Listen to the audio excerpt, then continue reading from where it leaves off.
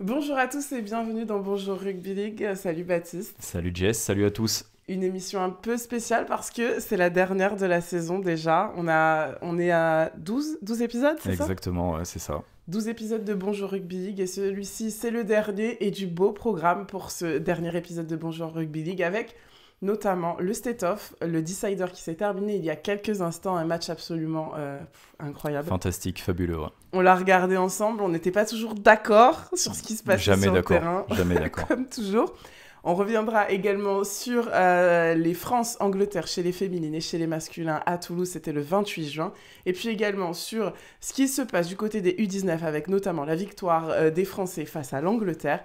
Et puis les différents championnats, savoir où est-ce qu'on en est. On fera un petit point sur les news qu'on a en tout cas pour la rentrée en septembre.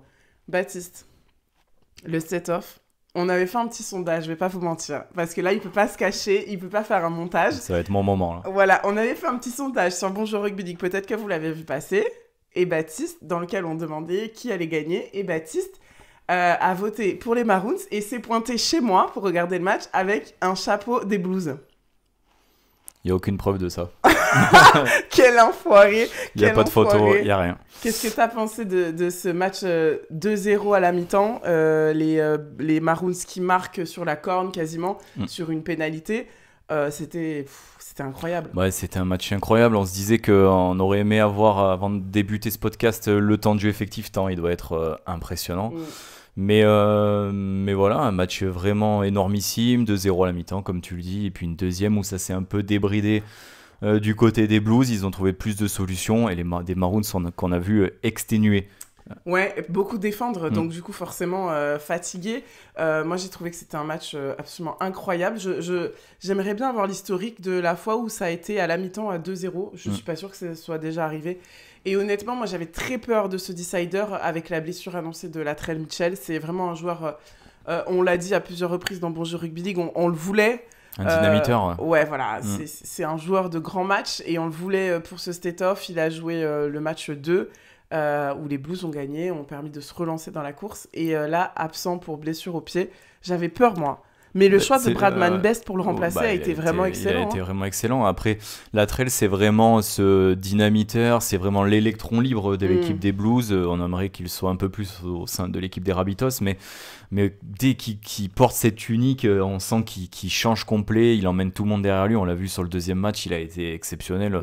Dixit, la petite, cette superbe offload qui emmène l'essai de Brento, de mémoire. Donc non, de pas le voir sur la feuille, on a eu quelques inquiétudes quand même. Et les Blues ont gagné au Suncorp et ça c'est plutôt exceptionnel. Et moi je trouve qu'ils ont fait un très bon choix avec Bradman Best. Honnêtement, en fait, voilà, on vient de le dire, moi j'étais très inquiète.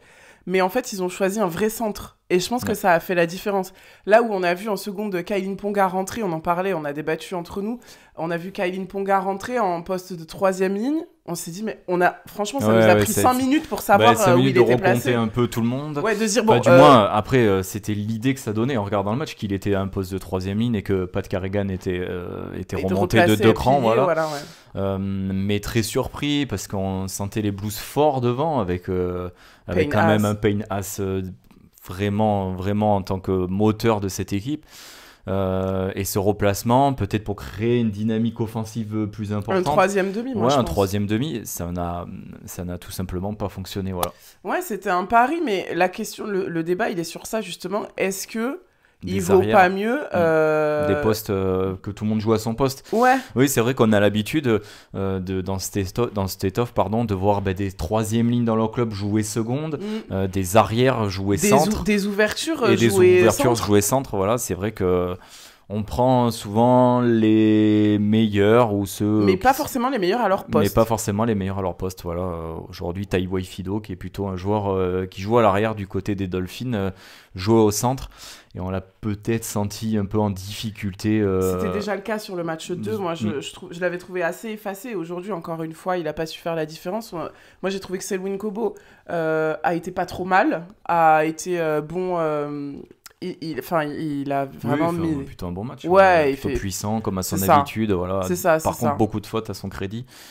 Mais non, un match des State of plaisant à regarder, une seconde mi-temps haletante. Il fallait pas être absent pendant ces 4-5 minutes qui ont fait tourner le match. Mais belle victoire des Blues au centre. On rigole parce qu'on a un collègue qui était lui prédisposé au barbecue et qui s'est absenté littéralement 2 fois, et c'est les 2 fois où les Blues ont marqué. Il est pour les Blues. Voilà, donc c'est plutôt... il y a le match, il regardera la rediffusion. Ouais, c'est ça, il regardera la rediff. Autre chose à noter, et nous, ça nous a... Toi, bon, étant donné que tu as échangé ta casquette à plusieurs reprises durant le match, oui, je le répète. Toujours aucune preuve, encore une fois.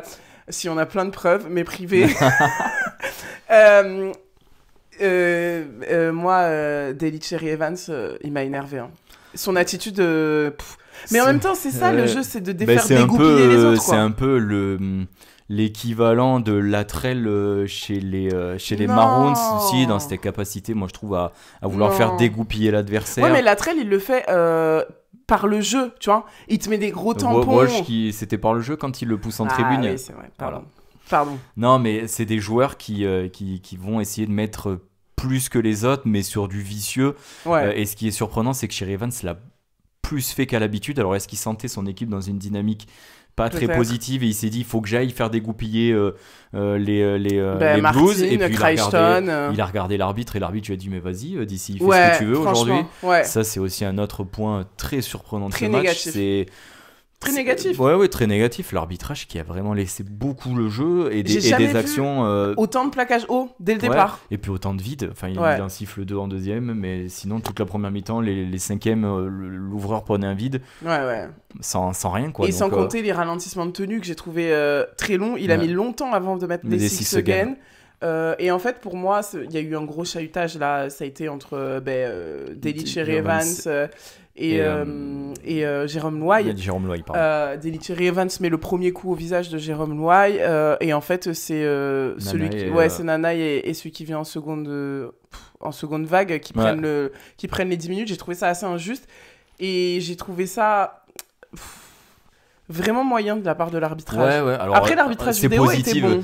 En fait, on voit le côté positif du truc, on se dit ça a joué. Voilà, on doit être sur un match à plus de 70 minutes de temps de jeu effectif, c'est énorme, ça s'arrête jamais. On avait des phases de jeu à 5, 6, 7, 6 minutes sans arrêt. Ouais. C'est agréable à regarder. Par contre, il y a des choses que pour un state-off dans notre sport, peut-être on a moins envie de voir. Non, attends, moi je vais nuancer parce que moi j'adore la baston. Moi j'aime bien la baston, mais peut-être dans des règles plus limitées. Là il y avait vraiment des gestes. Non, mais tu vois, après, en fait, c'est le je trouve que par exemple la bagarre elle arrive uniquement parce que l'arbitre a laissé beaucoup le jeu et certaines actions très litigieuses. Ouais, c'est pas comme avant, comme il y a 10-15 ans où ça. Ouais, c'était clairement autorisé. Bah, ils étaient là pour ça. Là je trouve qu'effectivement l'arbitre a laissé trop jouer, a laissé s'envenimer le jeu, a laissé les esprits s'échauffer, et qu'après il a pas sévi. Au premier, deuxième, troisième plaquage haut, t'appelles les capitaines, tu dis maintenant au prochain ça s'arrête parce que sinon vous prenez. Et en fait il a pas laissé faire. Et ce qui je trouve hyper étonnant, c'est que c'est le capitaine des Maroons qui provoque la bagarre. Ouais, qui a rien. Et qui a rien. Et je trouve ça scandaleux. Mais d'ici, il y a une emprise, on le sait, sur les arbitres énorme. Il y a une petite action, là on en parlait, en plus on se l'est dit de suite, où il y a une action litigieuse d'un arrachage, il veut vite la jouer, il essaie de vite parler à l'arbitre pour pas qu'il y ait le challenge qui soit donné du côté de Isaïe Yeo de mémoire, qui était capitaine à ce moment-là. Et donc on sent que c'est quelqu'un qui a une énorme emprise sur l'arbitre, et ça s'est encore vu aujourd'hui, voilà. Ouais, mais moi je comprends pas, une fois qu'on le sait, c'est bon les gars, tu vois. C'est ces joueurs un peu voilà, c'est des joueurs qui ont énormément de bouteilles. Mais il a beaucoup de chance d'être dans cette génération, ça aussi on se l'est dit, parce qu'il y a 10 ans, 15 ans, en fait il aurait pris des mandales, oui, c'est sûr. il aurait pris des patates, et en fait il aurait pas eu ce jeu-là. Il aurait jamais mis cette petite tarte à Loy parce qu'il savait qu'il reculait de 40 mètres quand même. Ouais, et puis il savait que toute l'équipe lui tombait dessus. Et Murray il a fait une grosse faute, il était sur le banc, il est allé s'emboucaner avec le rififi là. Il a pris 10 minutes, mais tous les Maroons ont été dans la baston. Et les Blues, on a mis un moment à les voir arriver quand même. Franchement, et Murray, je pense qu'il a été pour ça. Bon, on va pas excuser ce comportement quand on est sur le banc, on n'a pas à aller dans une bagarre. C'est ça. Mais j'ai trouvé ça un peu... j'ai trouvé ça très limite du côté l'attitude en tout cas globale des Maroons. J'ai pas trouvé ça très fair-play. Et d'ailleurs, l'image de cette attitude-là, c'est la conf de presse avec Billy Slater, que je trouve assez hallucinante. Bah, là, comme au second match, Ouais.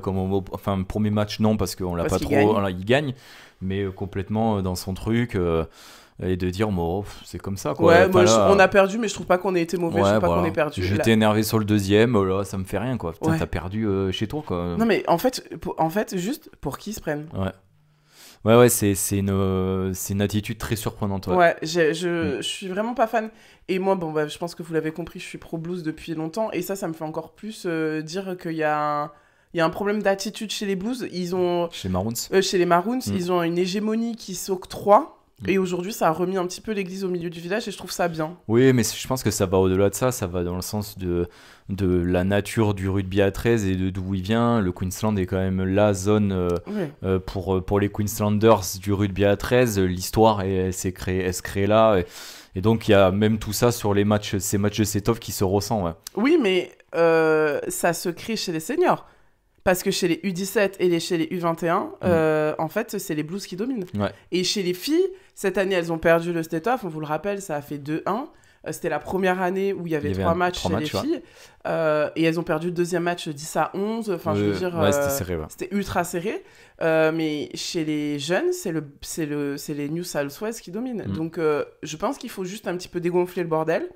Et se dire que tout est possible. Ce match-là vaut tous les excès. Voilà. C'est vraiment les 3 matchs où tous les excès sont pas premier, forcément acceptés, mais où on aime ça. Voilà, on vit le match tellement différemment des autres matchs de rugby à 13 et il arrive à nous faire créer des émotions qu'on ne verra même pas sur les plus gros matchs internationaux. Voilà. Ouais, les plus gros matchs internationaux sur un Australie, Nouvelle-Zélande. Moi, pour j'ai moi, pas ressenti ça. Ouais. c'est moins C'est fort en en deçà, émotion ouais. et c'est moins fort.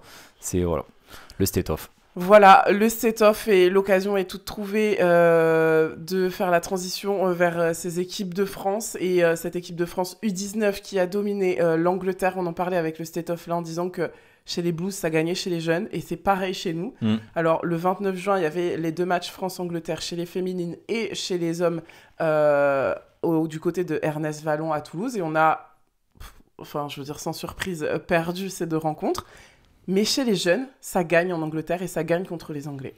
Ouais, ça devient, je vais pas dire une habitude, mais un peu quand même d'aller gagner chez eux, de gagner quand ils viennent chez nous. Chez les jeunes, on a un jeu tellement différent que ce qu'on voit chez les seniors, filles et garçons, voilà, dans le même paquet, hein, mais voilà, chez les jeunes, on a plus ce côté French flair qui fait la force des Français et que les Anglais disent très ouvertement qu'ils ont du mal à défendre sur ce genre d'action. On pourrait aller. Je les trouve moins, si je peux me permettre, je les trouve moins défaitistes aussi, les jeunes. C'est-à-dire que là, ils ont gagné sur la corne, quoi, tu vois. Ouais. Chez les U19. Bah, jusqu'à la fin, on y va, quoi. Ben, c'est ça. Et nous, on en prend 1, on en prend 2 chez les plus vieux. Et j'ai l'impression que le soufflet retombe, alors qu'on a fait une belle entame chez les seniors contre l'Angleterre. Le soufflet est retombé. Après, on a eu du mal à retrouver nos moyens. Effectivement, on n'avait pas ce French flair que les jeunes ont. Mais comment le garder, tu vois ? Bah après c'est clairement pour moi dans les consignes de jeu quand on est à côté des staffs et qu'on entend sécure, le sécure te donne pas envie de tenter un petit jeu au pied pour toi-même au 3e ou 4e, te donne pas envie de tenter une passe sautée qui peut-être créerait le décalage. Les U19, la chance qu'ils ont, et ça Jess tu le dis tout le temps, tu adores ce jeu des U19 parce qu'ils tentent des choses qu'on n'a pas l'habitude de voir. Ils ont compris un truc qui est l'ADN du rugby à 13. On a 5 tenues pour jouer, on a 6 chaînes de jeu, notre adversaire aussi. On fait une faute, on défend, mais on sait qu'on récupère le ballon. C'est pas comme dans notre sport, où vous faites une faute, vous pouvez perdre le match. Non, si vous redéfendez 6 fois, vous avez le droit de retenter. Et les U19 l'ont bien compris ça. Mais ça rejoint aussi ce que tu dis. On entend très souvent chez nous une faute, un essai. Ouais, il faut peut-être non, mais faut peut-être dédramatiser le fait de faire une faute. On peut s'asseoir sur une très forte défense et exactement. Et ça s'est vu aujourd'hui chez le set-off. On va y revenir. Mais il y a eu des fautes. Il y avait 2-0 à la mi-temps. Ouais, c'est ça. Et il y a 14 à je sais pas combien, à 4. À 4 à la fin. Donc une faute ne veut pas forcément, a fortiori, dire un essai. Parce qu'il faut défendre dur. Après, il faut apprendre à les défendre dur. Mais effectivement, je trouve ce jeu des U19, là, il y a les U17 qui sont partis en tournée. Je trouve que c'est hyper intéressant. Et d'ailleurs, on nous a soufflé dans les travées, dans les hautes sphères au niveau fédéral, que c'est justement ce qui manquait. Que c'est ce que ont reproché, entre guillemets, au staff actuel, que ce soit chez les féminines ou chez les masculins, de pas insuffler un jeu d'instinct. C'est ce qu'on nous a dit. Oui, un jeu en lecture, un jeu instinctif qui est un jeu plus risqué. Voilà, il faut se dire que de dire aux gens de tenter, de prendre des risques, ben, ça peut ne pas payer, mais c'est dans notre ADN, les Français, de jouer de cette manière. Dans tous les sports, on joue comme ça, on a l'habitude de jouer sans suivre les codes tout le temps. Pour l'équipe de France masculine, c'est toujours un peu plus compliqué parce qu'il y a beaucoup de joueurs des Dragons et qui n'ont pas l'habitude de jouer ce jeu-là dans leur club. Peut-être que chez les filles, qu'on voit faire des offloads plus régulièrement dans les championnats, c'est plus simple pour elles. Ouais. Ben, la question que moi je me pose après tout ça, c'est comment, tu vois, aujourd'hui on a insufflé ce truc-là. Comment garder ces jeunes qui ont ce truc-là pour les amener en équipe de France et pour les amener en championnat, parce qu'on voit des choses en élite 1, en élite 2, même en fédéral, on voit des choses ultra intéressantes, que ce soit chez les féminines et chez les masculins. Comment faire en sorte que ces jeunes joueurs qui gagnent l'Angleterre, ça veut dire que, bon, a fortiori, ils vont certainement prendre une vague contre l'Australie, mais c'est la future génération qui peut peut-être battre l'Angleterre chez les plus seniors. Donc comment on fait pour garder ces jeunes-là ? Ouais, mais ces jeunes-là, tu vois, on les a... Enfin, les générations, si on reprend les générations d'Arthur Mourgue, de ces jeunes-là, de César Rouget, en U19, c'était déjà très fort face à l'Angleterre. La réalité, c'est que César, Arthur, ils ont signé dans le seul club de très très haut niveau français, peut-être deux, aller avec Toulouse, mais de vraiment plus haut niveau, c'est les Dragons. Et donc, toute cette formation qu'ils ont eue dans les pôles, qui eux travaillent très bien et nous permettent d'avoir ces générations-là, ils ont continué de le faire évoluer. Aujourd'hui, notre championnat ne permet pas aux 17, 16 autres qui jouaient avec Arthur, qui jouaient avec César, qui jouaient avec ces jeunes, avec Franck Maria, ces autres-là, ils ont le championnat Elite 1 et c'est la réalité. Le championnat Elite 1 ne permet pas de former des jeunes capables de gagner l'Angleterre. Alors qu'est-ce qu'on fait ? L'idée, ça serait pas peut-être de créer des passerelles pour aller voir ce qui se passe et en Australie et en Angleterre. Enfin, tu vois, au lieu de se dire, bon, bah, nous, on reste dans les clubs d'élite 1 ou on reste dans ce genre de club. Est-ce qu'on se dirait pas, bah, moi, je vais faire le summer camp en Australie et avec des moyens, des subventions, des mécènes, des partenaires privés.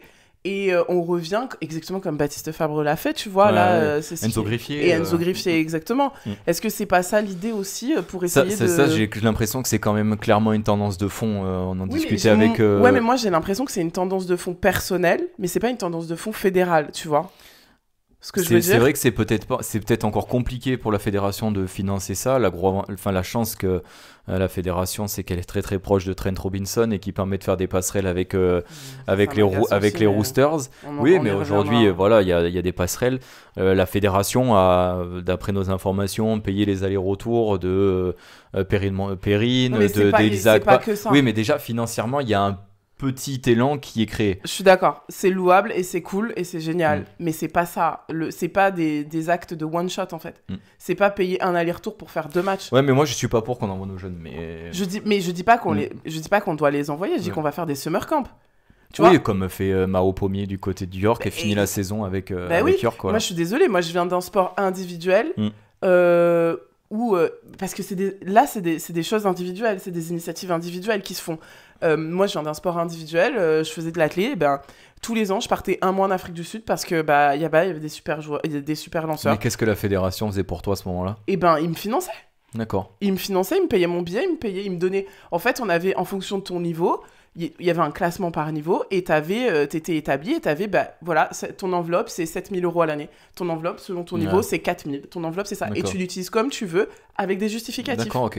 Et ça, en fait, ça me permettait d'aller faire un stage de 1 mois en Afrique du Sud et d'aller faire un stage quand il faisait chaud, que moi je lançais en hiver. Tu vois, ça peut être ce genre d'initiatives qui doivent être mises en place. Après, ça demande des moyens financiers. Mais est-ce que c'est pas vers ce genre d'initiative qu'on doit se tourner ? C'est une question. Oui, mais alors, sur le papier, c'est simple. Sur le papier, c'est sûr que c'est simple. Après, financièrement, ça a un coût. Peut-être qu'aujourd'hui, la fédération ne peut pas se permettre, ou du moins, elle ne pense pas pouvoir se permettre. Ça, c'est notre manière de voir les choses. Mais c'est sûr que moi, j'aime l'idée de voir des gens finir leur saison dans d'autres championnats. Mais tu crois pas qu'ils arrivent fatigués aussi ? Pas trop avec le niveau. Bah, je sais pas, enfin, on pourrait te poser la question à Maro, mais je pense pas que la saison de Maro l'est énormément. Voilà, on parle du féminine, mais la saison des féminines a été assez courte. C'est pas compliqué, mais ça, tu vois. encore une fois, c'est une initiative personnelle. Ouais, bien sûr. C'est Elisa Akpa qui a ouvert la voie à ça. C'est pas une initiative fédérale, tu vois. On en discutera avec les instances de la fédération. Bah non, mais après, tu vois, je pense que c'est bien de s'inspirer de plein de sports et d'essayer de voir ce qui se fait à côté et de se dire que oui, le jeu manque d'instinct, parce que c'est ce qui nous a été clairement dit, qu'il se posait des questions sur comment ça se fait qu'on perde autant face à des équipes alors que, tu vois, cette année, ils ont mis ils ont mis de l'argent chez les féminines, ouais. Elles se retrouvent beaucoup plus. Et c'est super, c'est ce qu'il faut, c'est par là que ça va passer. Mais comment on arrive encore à prendre des claques comme ça? Ouais, ben ça manque d'instinct. Ok, mais comment tu le trouves cet instinct? Ouais, c'est ça. C'est ça. Non, mais il y a une philosophie de jeu couplée à un championnat faible qui fait qu'on n'arrive pas à passer le step. Voilà. Et toi, quand tu étais sur le bord, parce que Bonjour Rugby League, comme vous le savez, a couvert la journée du 29 juin. Toi, quand tu étais sur le bord de terrain, t'as entendu ça, sécure? Ouais, il y a clairement des ballons où on demande de la sécurité aux joueurs et aux joueuses. Parce J'ai pas que entendu ça, mais c'est très ancré aujourd'hui. Moi, c'est un truc en tant qu'entraîneur, je disais très rarement, ou du moins j'évitais de le dire. Mais j'aime pas, premier de tenue, on se la garde. Non, j'étais très offensif. Moi, je vais casser le micro parce que là, c'est un menteur. C'est pas vrai. C'est un menteur. Moi, j'ai joué avec lui, ça a été mon coach. Bah. Quoi? Tu vas mentir. Quoi? J'étais très offensif comme entraîneur. On a fait que de l'attaque la première saison. Qu'est-ce que tu es menteur? On a gagné grâce à notre défense. Oui, mais parce qu'on a changé de philosophie en milieu de saison. Il refait le coup de la casquette. Ce qui s'est passé. Il refait le coup de la casquette, j'arrive pas à le croire. En direct, vous l'avez vu en direct, en train de flipper. Ce qui s'est passé, c'est dans ma bibliographie. Qui sera prête à sortir chez Albin Michel en 2029. Ouais, c'est ça. Non, bon, enfin, voilà. Non, mais c'est une philosophie de demander de beaucoup jouer. C'est une philosophie avec du risque. Mais c'est dans notre culture, au-delà de ce que nous on faisait. Pourquoi tu dis que c'est dans notre culture alors que chez les U19 ça l'est pas et que parce par qu'ils exemple sont jeunes, fougueux et que peut-être ils écoutent moins ce qu'on leur dise. Mais ça vient de ce qu'on te demande. Rémi Castier, adjoint, on l'a vu, il était sur le banc chez les seniors et c'est lui qui gère les juniors. Tu vois? Oui, mais ouais, je pense qu'il y a une volonté peut-être chez l'U19 de jeux différents. Il y a des interlocuteurs différents aussi dans cette équipe-là. Mais pour conclure sur le sujet, plus en parler, non, mais c'est une habitude d'entendre sur les bancs de notre championnat, de dire voilà, c'est premier, c'est deuxième, c'est fixe, donne pas ton ballon. Même moi, sur le terrain, très souvent, j'ai dit à des joueurs garde, alors que peut-être on aurait tenté une offload, on serait allé créer un décalage, tu vois. Surtout dans nos niveaux, ouais. On aurait surtout mangé une contre-attaque. Encore une fois, on aurait peut-être on aurait fait tomber le ballon, on aurait eu on aurait une défense solide. Ben, on récupère le ballon dans 6 chaînes et puis c'est tout, tu vois. Mais c'est une philosophie différente. En fait, pour moi, c'est une philosophie de l'effort. De pas s'économiser. Oui, de confiance en soi physique. Oui, exactement. Et c'est peut-être là où on pêche, c'est qu'on n'est pas assez bon physiquement. Tu viens de le dire, c'est... Encore une fois, parce qu'on n'a pas, à part les joueurs des Dragons et les joueurs du Théo, l'habitude de jouer des matchs à très très haute intensité. Je pense que là, on vient de potentiellement trouver une clé, c'est que physiquement, on est à l'ouest. Et que du coup, on n'a pas confiance dans notre défense parce qu'on sait que c'est la phase la plus dure du jeu. Et qu'en fait, on se dit, putain, on va devoir défendre encore 5-6 tenues. Peut-être manger un 6 game. Donc on le garde. Ouais, donc on garde, on sécure et on donne au 5e et on va loin et puis c'est tout quoi. Enfin, le dossier des U19 et du France-Angleterre est clos. On va maintenant se concentrer sur les championnats et sur cette rentrée qui se prépare du côté de nos instances fédérales avec pas vraiment de nouveautés, mais en tout cas des petits changements au niveau des clubs avec des interrogations. Est-ce que certains clubs resteront dans leur championnat? Est-ce qu'ils vont descendre? Est-ce qu'ils vont s'arrêter? Baptiste, je crois que tu as quelques réponses. En tout cas, que tu as quelques rumeurs qui te sont arrivées. Ouais, on a quelques rumeurs. Alors, des bonnes nouvelles qu'on a annoncées tout au long de la saison avec des clubs qui démarrent. Clubs dans le Tarn, des clubs un peu partout en France qui redémarrent. Du côté du Vaucluse, Cavaillon qui refait une équipe, Apt qui refait une équipe avec des ambitions clairement affichées. Chez les garçons. Chez les garçons, voilà. mais qui veut son lot de positivité, veut son lot de négativité, si je peux dire ça comme ça, habituel. De déception. De déception, c'est le cas. Avec ces fameuses réunions, commissions, division de nationale, fédérale, élite 2, où on a des petites infos, des gens qui montent, des gens qui veulent descendre. Alors, des gens... dis-nous qui monte, qui descend. Par exemple, alors pour des raisons d'effectifs, mais un Entraigues qui était en Elite 2, qui ne finit pas dernier, puisque c'est Salon qui finit dernier du championnat. Ouais, ils finissent avant-dernier. Qui finissent avant-dernier, mais qui n'aurait pas dû descendre, qui a demandé à descendre en DN1, et qui, d'après nos informations... D'après tes informations ? D'après mes informations, à la demande des autres clubs, si Entraigues démarre, puisque ça leur a mis un coup de froid quand ils ont eu cette info, devrait démarrer avec un gros retard à l'allumage. En DN. En DN. Mais s'ils repartent en DN, ils devraient démarrer avec un -8, -9 points dès le début de championnat. Qu'est-ce que tu penses de ça ?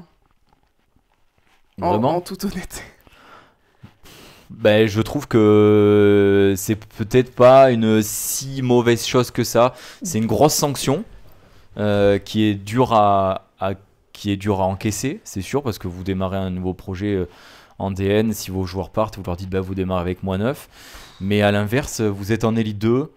Vous n'avez pas entre guillemets à descendre comme ça et arriver potentiellement plus fort face à des gens qui sont en division nationale 1, voilà. Mais en fait, alors moi mais c'est le jeu des montées-descentes. En voilà. fait, moi je suis pas du tout, enfin moi je suis du club d'Entraigues et pour vous dire, j'étais pas du tout au courant je savais qu'Entraigues avait des difficultés en Elite 2, mais j'étais pas du tout au courant qu'ils avaient une volonté quelconque de descendre, enfin voilà. Moi, je trouve que c'est un argument de merde. Lequel ? Ce que tu viens de dire, les deux là. Je suis désolée, mais dire les autres clubs, ils ont demandé. En gros, c'est ça. Les gens vont encore dire que tu dis des injures. Je m'en fous. Bon. Les gens ont. En fait, c'est ce que. Je vais vulgariser, mais c'est ce que tu as dit. Les autres clubs ont dit ils vont arriver, ils vont être plus forts, il faut leur mettre moins de points, parce qu'il faut leur mettre une pénalité dès le départ, parce qu'ils vont être plus forts. En gros, c'est ça. Mais les gars, c'est quoi cette culture de la peur comme ça ? Non ? Je n'étais même pas d'accord avec toi. Mais pourquoi ? Mais j'en sais rien. Imagine, Avignon dit nous on veut être en DN l'année prochaine. Tu dis quoi ? Non mais on parle d'un club qui mais qui est en reconstruction. C'est pour ça que je dis que la sanction est lourde. Qui a annulé des matchs l'année dernière. Le dernier, oui, le dernier. Ça a fait polémique parce qu'ils n'avaient pas d'effectifs. Oui. On parle d'un club qui est en souffrance depuis déjà 2 saisons au niveau des effectifs. On parle d'un club qui a annoncé avant même de réfléchir à s'ils allaient descendre, de dire que ça allait être très compliqué. On parle pas d'un club qui se dit on va être trop content parce qu'on va gagner le championnat de DN. Tu vois ? On parle d'un club qui est en difficulté, qui se dit peut-être qu'il faut qu'on descende 1 ou 2 ans. Je dis pas que ce que j'ai dit, c'est que la sanction est lourde. Non, mais je dis pas que les autres clubs, c'est quoi cette mentalité en fait ? Après. Moi, c'est ça que je me pose comme question. Oui. C'est ils vont descendre, ils sont trop forts. Dans ce cas-là, on leur demande d'avoir moins de points parce que sinon on va trop galérer. Mais mais ça c'est habituel. Ça a été déjà le cas cette saison avec les clubs un club en DN4 qui pareil n'était pas monté l'année d'avant, voilà, qui finit champion. C'est ce qu'on est prêt à faire pour le rugby à 13. Est-ce qu'aujourd'hui l'intérêt du rugby à 13 va que dans le fait que Entraigues se sauve, que ce club mythique de notre championnat se sauve, si ça doit passer par la DN1 et qu'ils descendent. C'est une place forte du rugby à 13. Mais c'est sûr que les clubs et les dirigeants de clubs qui pensent peut-être plus à leur titre et choses se disent ça va être un très gros concurrent pour nous cette année. Ils pensent que c'est une stratégie alors qu'il suffit d'aller voir l'État. Il suffit de se promener 2 secondes dans l'année pour aller voir les entraînements chez Entraigues, de voir que les mecs ils étaient 5 et que c'était la merde et que c'est pas une question de ils veulent se sauver, ils veulent gagner en DN. Non, pas du tout. Et c'est la même chose, là pour le coup je parle en connaissance de cause, c'est la même chose chez les féminines de Entraigues. Là j'ai reçu un message cette semaine, alors que je suis même pas au bureau, je m'occupe pas de ça. Jess, est-ce que vous allez monter cette année parce qu'on voudrait savoir, on est en train de faire les calendriers. Frère, on est 4. Alors, on a gagné le championnat d'Élite 2, mais on a gagné la feuille de match, on était 13, et toute l'année, on s'est entraîné à 4-5. On ne peut pas, on n'a pas l'effectif, ce n'est pas une volonté de se dire « Ah ben non, on a gagné, mais on reste quand même, parce que l'année prochaine, on peut gagner. On ne peut pas, en termes d'effectifs, monter à l'heure actuelle en Élite 1. C'est impossible. On va même pas faire un match. Oui, mais même déjà partir tout simplement dans une nouvelle saison, même en Déjà, DL, quoi. en Elite 2, c'est compliqué, comme tu dis. Déjà, on est en train de se demander est-ce qu'on va être capable de partir en Elite 2. Et là, on nous demande. Non, mais après, chaque situation doit être, oui, mais doit toi, être t'es étudiée. partisan. Toi, je t'ai souvent entendu dire, on va pas Je vais mentir, me faire taper sur les doigts. t'as toujours dit, tu me l'as dit à moi en privé, ouais, vous avez gagné, vous devriez monter en Elite 1. Ah, mais moi, alors, sur cet aspect-là, la première chose, je considère que le champion, la logique voudrait qu'il monte. Voilà. Mais c'est comme ça, c'est mon avis. Mais et donc Mais après, il y a une situation qui est telle qui doit être étudiée. Tu vois, je remets pas. Il y a que les cons qui changent pas d'avis. Ah, c'est beau. Ça, mais moi, pour moi, tu peux le redire, s'il te plaît? Non, ça sera coupé d'ailleurs. Mais non, je considère que le club champion, c'est vrai qu'on a envie de le voir monter. Vous, la situation, elle est un peu différente. Vous avez des joueuses de Lyon se remonte. Je doute que Hyssen et Alex jouent. Voilà, elles vont réintégrer l'effectif de Lyon. L'effectif va prendre un gros coup l'année prochaine, c'est sûr. Ouais, mais tu vois, en fait le nerf de la guerre dans le rugby à 13. Et là, les gens, ils semblent l'oublier, les gens des autres clubs, à chaque fois qu'eux, ils sont en bonne position, ils semblent oublier que ça a été la merde pour un moment. Et tout ça, c'est l'effectif. C'est tout. De toute façon, c'est le problème de tout le monde. Hein. Bah oui, mais comment tu peux jeter la pierre à quelqu'un d'autre alors quand à un moment donné, toi, tu t'es retrouvé dans cette position? C'est ça que je me pose comme question. La mémoire... sélective et très courte, voilà. Donc moi, je sais pas du tout ce que va faire Entraigues. Je leur souhaite juste de pouvoir continuer à faire en sorte que ce club légendaire et historique et du Vaucluse et du rugby à 13 de français puisse continuer à vivre. Parce que moi, ce qui me fait peur dans ces cas-là, on va dire nana, mais c'est qu'il y a une équipe de 15 qui s'installe. Voilà. Non, mais c'est vrai. Et des Entraigues. Non mais partout non en mais fait. c'est vrai, là ça fait partie voilà des villages vauclusiens dans lesquels il y a que du rugby à 13 et que c'est le club phare du village. Enfin ça a toujours sorti des joueurs depuis des années, une très grosse école de rugby. Puis c'est incroyable, c'est quand même la réserve réserve d'Avignon. Avignon qui est en élite 1. Tu vois, c'est un truc de malade, il y a vraiment un gros problème et ça on le retrouve j'imagine dans plein de clubs français. Pour lesquels on n'a pas les histoires, on les connaît pas, nous on est dans le Vaucluse, on connaît ces histoires-là, mais je pense que c'est le cas de plein de clubs français et c'est assez triste en fait.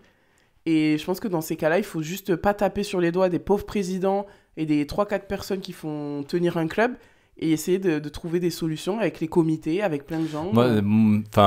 Ce que je pense, c'est que chaque situation doit être correctement étudiée et surtout correctement expliquée aux autres dirigeants. Ouais. C'est-à-dire qu'on base beaucoup, sur les réseaux sur les réseaux, on base beaucoup sur des on-dit, on base beaucoup sur des « ah ben oui, ils font ci pour ça ». On le sait, il y a des situations qui étaient vraiment... où il y avait des questions à se poser sur le fait de monter, descendre. Litigieuses tout simplement.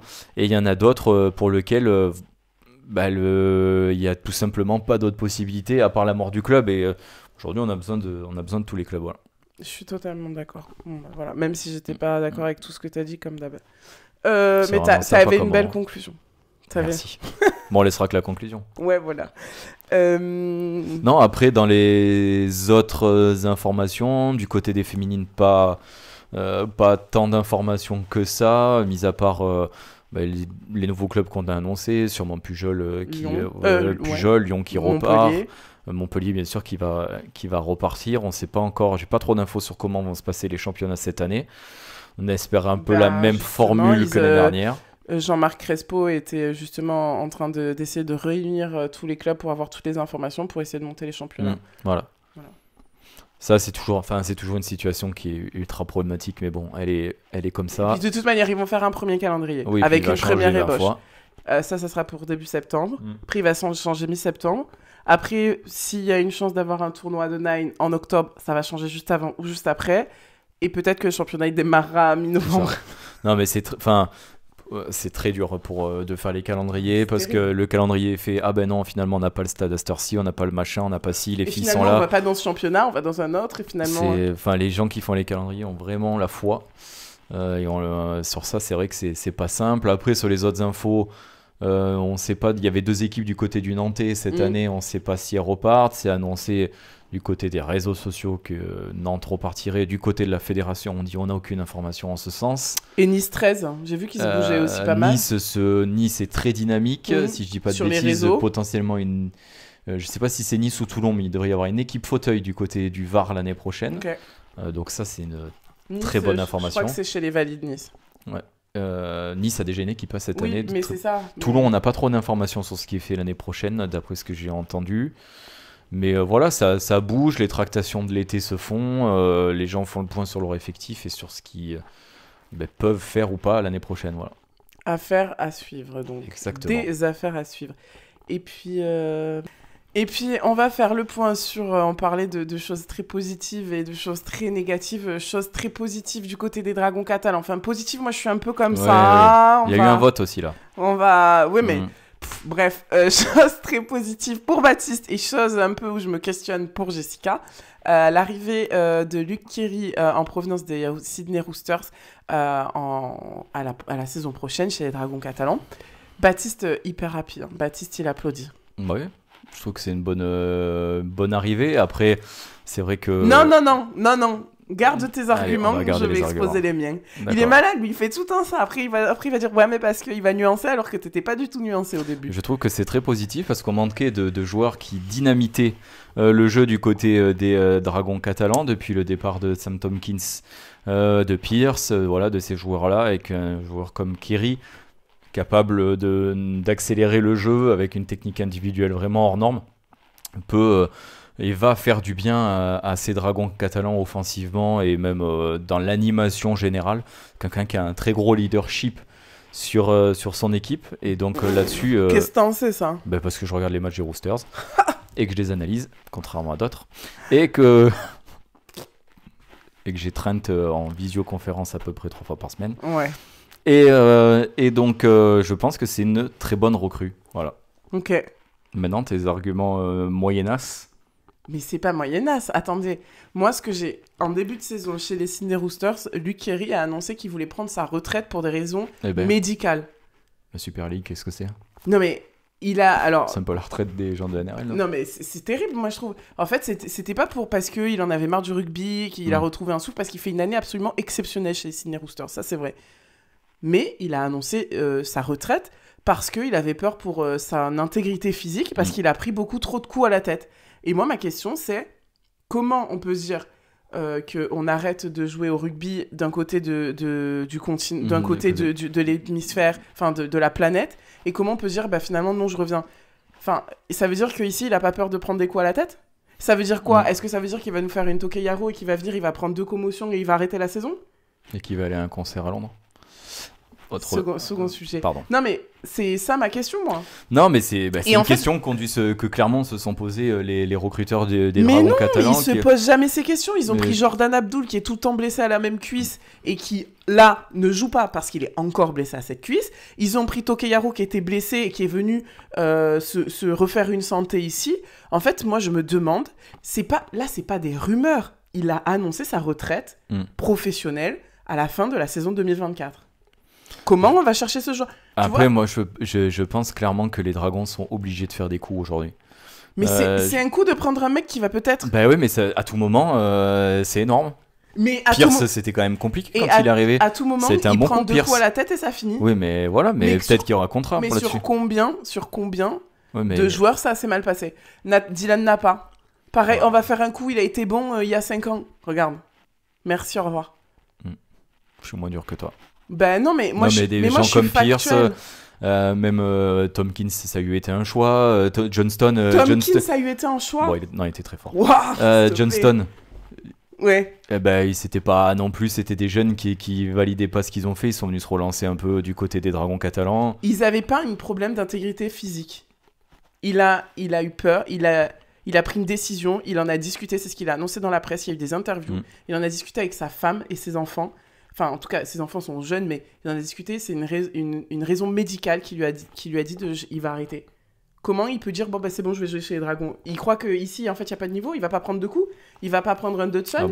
Il va pas prendre un Cassiano. Il va pas prendre un Wormsley. C'est ça ma question. Et moi, je me demande s'il va pas... Et en fait, moi, tout à l'heure, tu parlais de cette passerelle avec les Sydney Roosters. Moi, je souffle, en fait. Il n'y a pas d'autres clubs en Australie ? On ne reconnaît pas que... Whitehead, il vient pas des Sydney Roosters. Whitehead. Non, mais... C'est un ancien de la maison. J'ai tenté un contre-argument. Non, mais on verra. Voilà. C'est simple comme. Voilà, On Baptiste, verra. quand il clôt une conversation, c'est ça, on Exactement. verra. Mais j'aime Moi, bien le joueur, j'aime mais bien le moi joueur, aussi, mais je je comprends l'adore. qu'il y a ces interrogations sur lui Moi, qui je aujourd'hui l'adore. n'ont pas l'air de poser grande problématique dans sa capacité à jouer aux Roosters. Après, est-ce Non, qu'il il y a fait eu une des année, il fait une année énorme, est-ce qu'il y a il eu est des énorme. est-ce qu'il y a eu des nouveaux avis concernant on verra, on aura plus d'infos dans quelques temps. Ouais. Mm. Et puis, la seconde news que Baptiste va nous dévoiler, parce que moi, je suis pas au courant, mais visiblement, il a des sources sur l'affaire des défections, des virées des côtés des Dragons catalans. Ces 3 joueurs qui ont été virés parce que, comme l'a annoncé l'Indépendant, visiblement, ils étaient à un concert. Plutôt que d'être présents à l'entraînement et au match le 29 juin pour soutenir l'équipe de France et leurs collègues qui jouaient face à l'Angleterre. Baptiste a des sources sur le concert où ils étaient et l'artiste qu'ils sont allés voir. Ouais, il se pourrait que j'ai des sources qui sont recoupées. Comment je t'ai dit le nom déjà? Non, dis-le comme toi tu l'as dit. Burna Boy. Non, il a dit Burna Boy. Donc il Bah. semblerait que Diabaté, c'est ça Diakhaté. Diakhaté, pardon. Mm. Il semblerait que Diakhaté, Nico Rema. Nico Rima et Tokeyao aient été vus au concert de Burna Boy à Londres. Alors moi, les infos que j'ai, c'est qu'ils ont été vus à l'aéroport et qu'ensuite ils sont allés à ce concert-là. Et la problématique, c'est qu'ils ont raté donc cette rencontre du côté de Toulouse où l'ensemble de l'effectif était invité. Et ils ont aussi loupé une séance d'entraînement du côté des Dragons catalans. Et les informations, alors ça c'est plutôt les informations de l'Indépendant, c'est qu'ils ont donné comme excuse qu'ils étaient malades. Mais voilà, donc ça a fortement dérangé la direction. Et ça c'est une très bonne chose d'ailleurs. Parce que des fois on reproche aux Dragons d'être trop laxistes sur certaines choses. Là ils ont été nets, sans bavure. Et ça, c'est plutôt très positif. Tokeyao, ça, c'est vraiment plus que positif parce qu'il ne faisait rien depuis très longtemps. Du côté d'Amal Diakhaté, alors là, c'est vraiment une très grande question parce qu'on en avait parlé dans BRL. On se disait, où es-tu? Voilà, l'ancien joueur d'Albi qui faisait plaisir. Parti du côté de l'Angleterre, il casse son contrat, il est signé au Dragon. Il est prêté à Toulouse. Toulouse, il fait 1 ou 2 matchs, il marque un essai. Putain, on se dit, ça y est, le Toulouse va le lancer. Plus de présence à Toulouse. Il redescend du côté des Dragons. Bon, voilà, l'aventure, elle est terminée. Là, à mon avis, c'est bien se griller. Et Nico Rima, qui lui, on se posait des questions sur sa capacité à s'intégrer en France. Et on lui disait que le décalage, etc., il avait du mal. Il n'aura pas le temps de le faire. Il n'aura pas le temps de le faire, en fait, ça, on n'en sait rien, puisque sur les réseaux sociaux, on a vu un post de sa femme, repartagé par lui, par Jayden Nico Rima, qui disait qu'ils allaient se saisir d'un avocat parce que c'était inadmissible et que, en gros, c'est ça, hein, le post. On va se saisir d'un avocat parce que c'est ils n'ont pas dit illégal, mais inadmissible, machin. Ça n'avait pas lieu d'être, une telle sanction. Voilà. Puis que ça avait un peu sali le nom de Nico Rima, voilà. Cette annonce de cette manière-là. Voilà, donc affaire à suivre, je pense. Mais ce qui est surprenant. Je trouve qu'au niveau com, le Dragon l'a annoncé de manière très sèche. Oui, et c'est l'Indep qui nous donne des infos dans la journée. Mais ils n'ont pas à te donner la raison d'un renvoi. Ouais. Dans une entreprise, tu n'as pas à donner la raison d'un renvoi immédiat. Enfin, toi, tu le sais. Enfin, tu vois, tu bosses. Je suis pas viré, mais. Non, mais pas de ton entreprise. Ou mais tu le sais, tu es dans le milieu professionnel. Oui. Tu n'es pas censé savoir pour quelle faute grave quelqu'un d'autre est viré, tu vois.